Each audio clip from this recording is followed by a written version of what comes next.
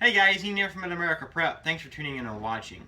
You know, the key to keeping your vehicles on the road is changing your oil every few thousand miles and keeping your fluids full and cleaning your car inside and out, making sure that it can be roadworthy at all seasons and all time of year for not just your time, but maybe your children's time or your grandchildren's time.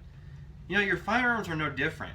Keeping your firearms clean and well maintained will make sure that you have them when you need them and your kids will have them later on. You know, I'm a big AK-47 guy too, and the AK-47 is known to be a very dirty running gun. You know, the 7.62 by 39 is an extremely dirty round, next to like 22, I think.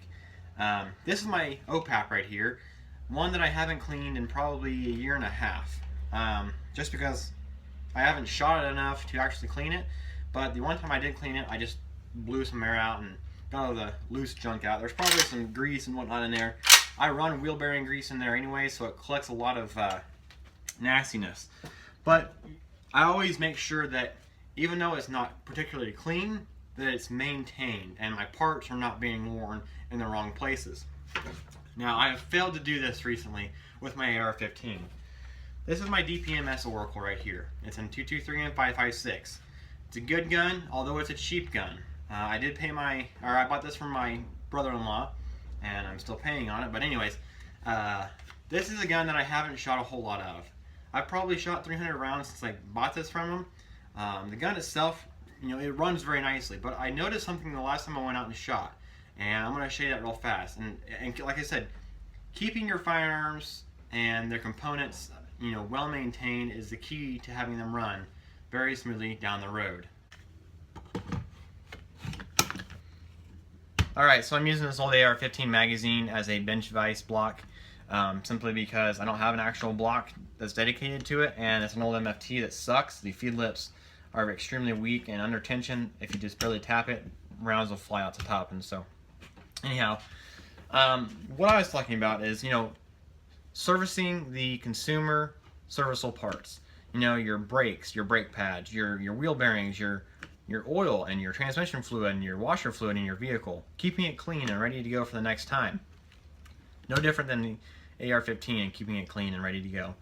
Now this is the first time I've actually taken it and broken the gun down all the way, and I'm glad I did, because I was going to go shoot here in a couple of days and I can't do that anymore because, well, until I get this part, you know, repaired.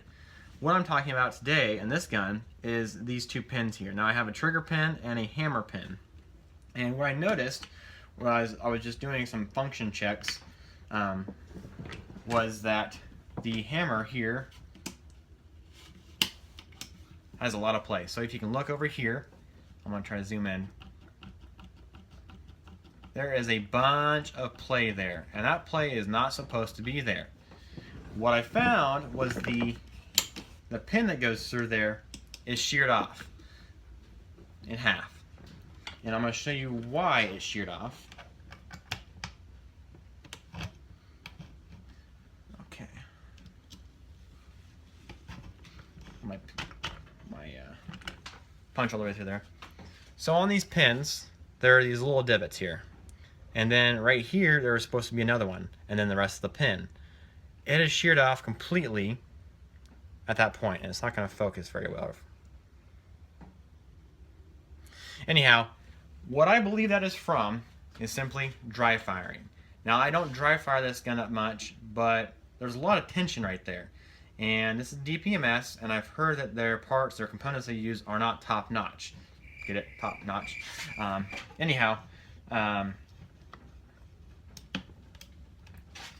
they are not the best components at all, so I'm going to go to my gun shop and see if they have any Anderson lower kits or CMG lower kits and see what I can get for this gun. And if I can get something, I'll add it to here now. Alright guys, so a quick trip to the gun shop, and they had exactly what I was wanting, the Anderson Manufacturing AR accessory kit. It's the lower oops kit, they call it. I'll cover up the name of the place. Hopefully you can see that there. It's the oops kit. Anyways, has a trigger spring, a hammer spring, pins and whatnot that we need for this repair, and it has, you know, both pins for the hammer and the trigger. So I'm going to quickly remove the hammer pin first. I'm going to go ahead and repair them both, and then eventually I will go back and purchase another oops kit to keep on hand, because I didn't have one now. I didn't plan on it, and so go ahead and dump out what I need. There's so many little tiny pieces here, you don't want to lose anything. So just put them all back in place. And this is what I was talking about right here, which of course if you're an AR-15 guy, you're going to know that. But that's where it sheared off right there, like so. So anyways, we're going to go ahead and we'll repair it. Shouldn't take too much to get back in there.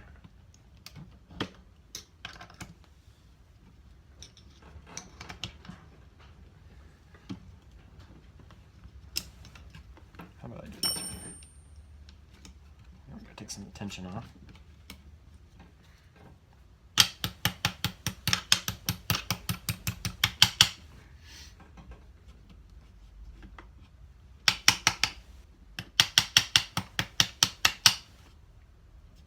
Okay, there's that. I'm going to go ahead and just go and replace the trigger one also. That way I can go ahead and make sure it is good, like it should be.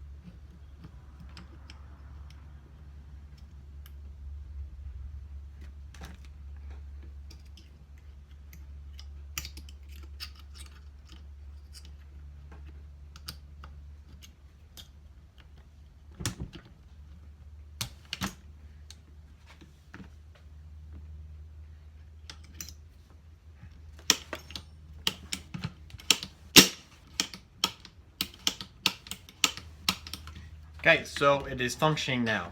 So we'll go ahead and put the upper back on, do a couple of function checks just to make sure.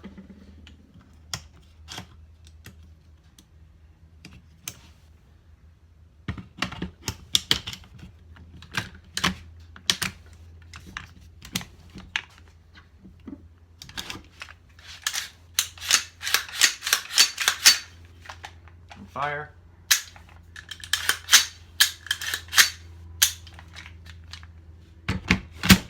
And just like that, guys, you got to maintain your equipment to make sure it runs right when you want it to and when you need it to.